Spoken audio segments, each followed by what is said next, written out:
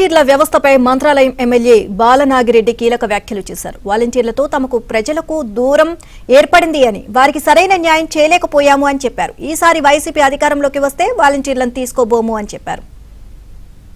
Volunteer వ్యవస్థనే పక్కన పెట్టే తప్ప కార్యకర్తలకి నాయకులకి న్యాయం జరిగిందని చెప్తున్నా. ఆ వ్యవస్థ పోవాలి. మనకు రావాల్సింది కార్యకర్తలు, నాయకులు. మీరుంటేనే ఇప్పుడు మనం ఏదైనా ఇల్లు కట్టాలంటే ముందు పిల్లలు ఉండాల, బేస్పతి ఉండాల. ఇది లేదే ఆ వాలంటీర్లు తీసుకొచ్చి మన గొప్పలు ముంచేసారు నిజంగా చెప్పాలంటే. లేకపోతే మన పార్టీ అధికారంలో ఉండేదే మన నాయకుల కార్యకర్తలు అసంతృప్తిలోనే చాలా మంది ఈసారి కూడా ముందుకు రాలేకపోయారు. కానీ మా మీద ప్రేమాభిమానం ఉంది కాబట్టి మమ్మల్ని గెలిపించాలని చెప్తున్నా. ఇక్కడ జగన్మోహన్ రెడ్డి అన్నగారికి జిల్లా అధ్యక్షుడు చెప్పాల్సిన అవసరం ఎంతైంది. ఎందుకంటే వాళ్ళు ప్రతిసారి మీటింగ్ పెడతారు.